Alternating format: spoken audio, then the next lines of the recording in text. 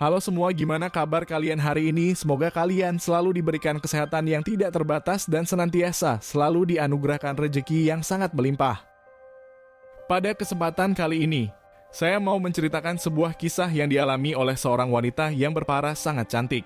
Dan dia adalah seorang perawat yang bertugas di rumah sakit umum di daerah pelosok di Papua. Wanita itu ditemukan di kawasan pegunungan yang memiliki kedalaman sekitar 500 meter. Dia dalam keadaan yang sudah tidak bernapas dengan seluruh tubuhnya dipenuhi dengan beberapa luka yang cukup parah. Menurut keterangan dari beberapa sumber di artikel, si wanita itu ternyata dieksekusi oleh organisasi Papua Merdeka. Perawat itu dianggap telah berkhianat terhadap tanah moyang mereka dan menjadi musuh yang harus dibinasakan. Di artikel itu juga menyebutkan bahwa butuh waktu hampir 3 hari untuk mengangkat atau mengevakuasi si wanita dari dasar jurang. Sebab di sana adalah kawasan yang berbahaya hingga menjadi pusat dari basis organisasi Papua Merdeka atau yang sering kita kenal dengan istilah KKB.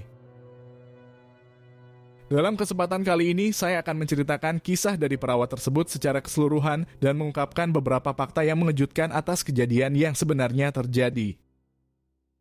Saya juga ingin menegaskan kepada kalian bahwa bahasa yang saya gunakan sedikit diperhalus karena terikat pedoman dan peraturan dari YouTube. Semoga dari kisah yang saya sampaikan ini, kita bisa mengambil banyak pelajaran dari intisari yang terkandung di dalamnya. Hingga kejadian ini menjadi perhatian seluruh rakyat Indonesia tentang perjuangan para pekerja yang berada di Papua. Khususnya tenaga medis yang bertugas di sana yang memiliki resiko yang tinggi dan bahkan bisa mengancam hidup mereka itu sendiri. Sebelum saya akan masuk ke dalam kronologis dari kisah tersebut, saya terlebih dahulu akan menceritakan latar belakang dari kehidupan korban. Wanita muda kelahiran tahun 1999 itu bernama Gabriela Mela dan dia berusia sekitar 22 tahun. Gabriela adalah putri kedua dari pasangan ibu Martina dan bapak Mursidi. Kedua orang tua Gabriela sebenarnya berasal dari tanah Jawa dan tanah Toraja. Akan tetapi karena mereka ditugaskan untuk bekerja di Jayapura, mereka akhirnya menetap di sana sekitar 25 tahun lamanya. Masa kecil dari Gabriela sebenarnya hampir sama dengan gadis seusianya. Dia adalah seorang bocah yang sangat aktif dan sering menghabiskan waktunya untuk bermain.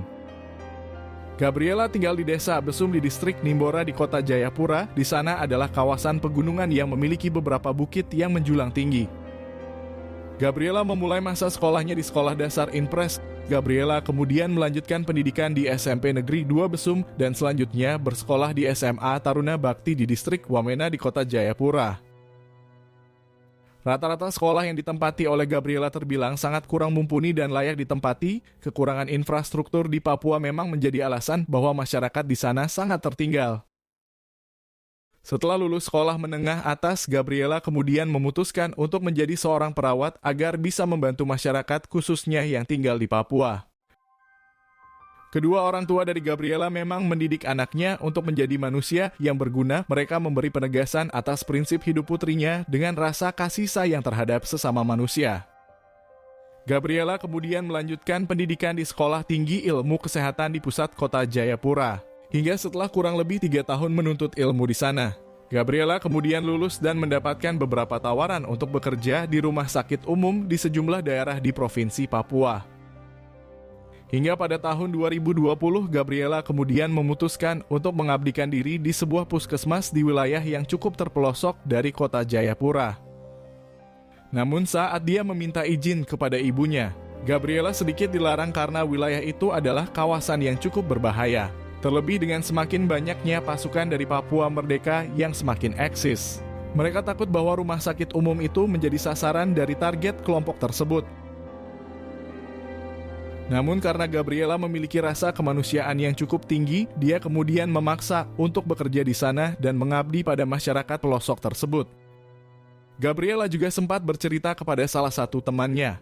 Dia berkata bahwa jika tidak ada tenaga medis yang berani bertugas di sana, maka cukup prihatin warga desa itu yang tidak memiliki akses kesehatan yang baik. Terlebih tenaga medis yang berada di Provinsi Papua cukup sedikit. Hingga akhirnya keluarga Gabriela sepakat untuk mengizinkan putrinya dan itu memang adalah salah satu tugas yang mulia. Gabriela kemudian berangkat ke barat daya Papua di Provinsi Papua Pegunungan. Dia bersama beberapa tenaga medis akan bertugas di sana. Diketahui bahwa di tanah Papua memiliki 6 provinsi, yaitu Provinsi Papua, Provinsi Papua Barat, Provinsi Papua Barat Daya, Provinsi Papua Tengah, Provinsi Papua Selatan, dan Provinsi Papua Pegunungan. Beberapa provinsi di tanah Papua memiliki rute perjalanan yang cukup ekstrim karena dikelilingi banyak pegunungan dan bukit-bukit yang tinggi.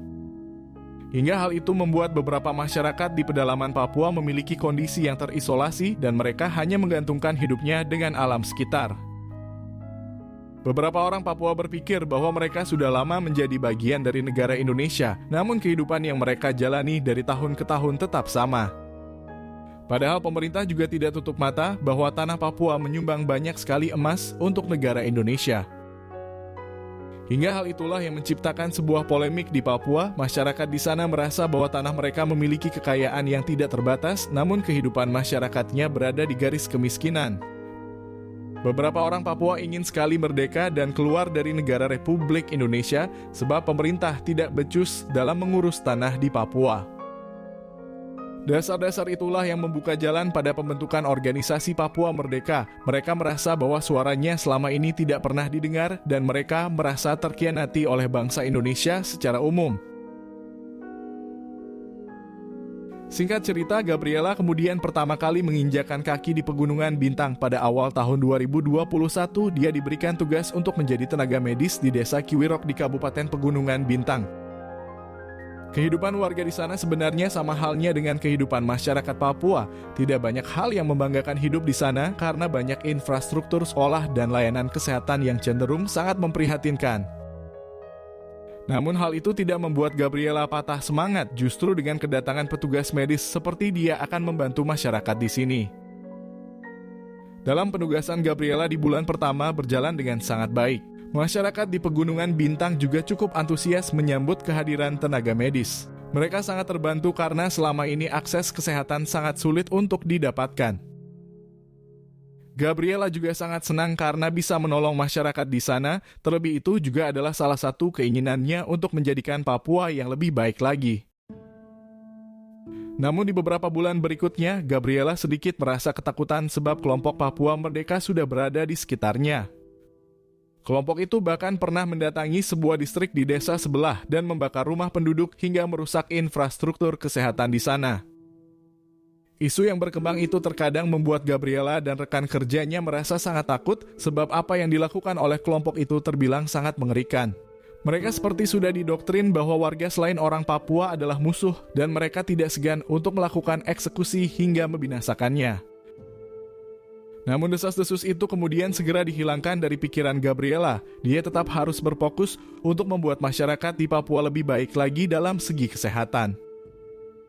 Terlebih saat penugasan itu terjadi sebuah pandemi yang menjalar di seluruh Indonesia dan Gabriela ditugaskan untuk menghentikan penyebaran virus corona di Desa Kiwirok di Kabupaten Pegunungan Bintang. Beberapa kendala yang dirasakan oleh para tenaga medis adalah ketidakpercayaan masyarakat Papua terhadap mereka. Banyak orang Papua yang tidak peduli dengan kesehatan dan mengacuhkan setiap himbauan yang diberikan.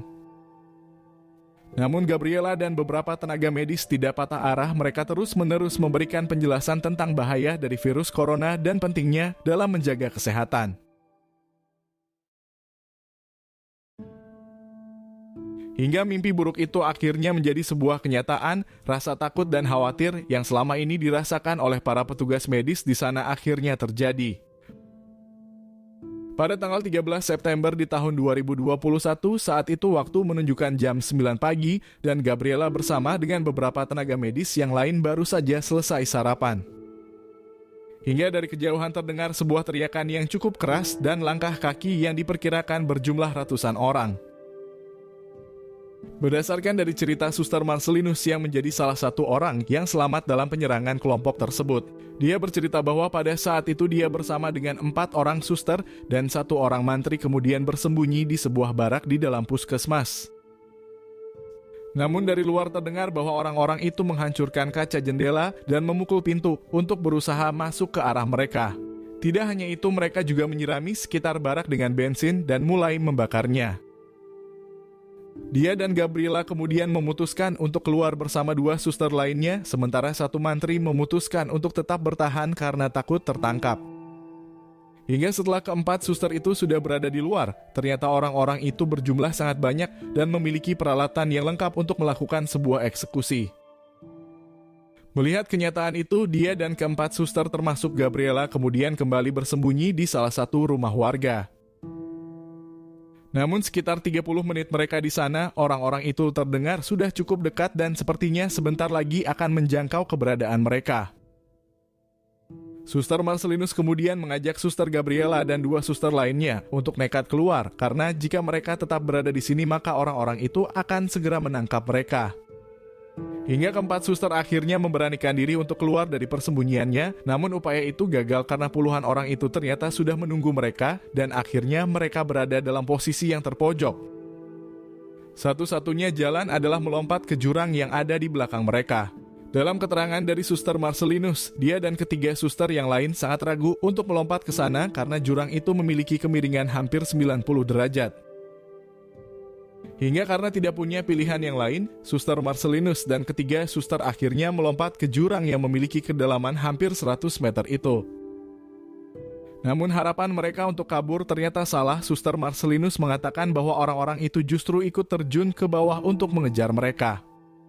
Padahal saat itu dia dan ketiga suster sudah dalam kondisi tersangkut di dahan pohon. Marcelinus melanjutkan bahwa dia sendiri mengaku bisa meloloskan diri karena sempat bersembunyi di balik tebing dan semak-semak di sana. Namun ketiga suster, yakni Suster Christina, Suster Gabriela, dan Suster Katrianti tertangkap. Mereka dibawa kembali ke atas. Di sana Marcelinus menyebut bahwa ketiga suster itu disiksa oleh kelompok tersebut. Suara Suster Marcelinus sedikit bergetar saat menjelaskan penyiksaan yang dialami oleh ketiga temannya itu. Di sana Suster Marcelinus mendengar teriakan kesakitan dari Gabriela dan mereka semua bahkan menyuruh untuk melepaskan pakaian yang dikenakan oleh ketiga suster itu. Menurut keterangan Suster Marcelinus, setelah melakukan eksekusi terhadap tiga temannya, mereka kemudian membuangnya ke jurang yang memiliki kedalaman sekitar 500 meter.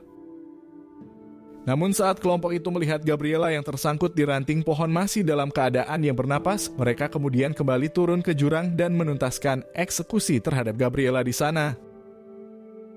Sementara dua suster yang lain ternyata berhasil selamat karena setelah dibuang ke jurang mereka langsung berpura-pura sudah tidak bernapas.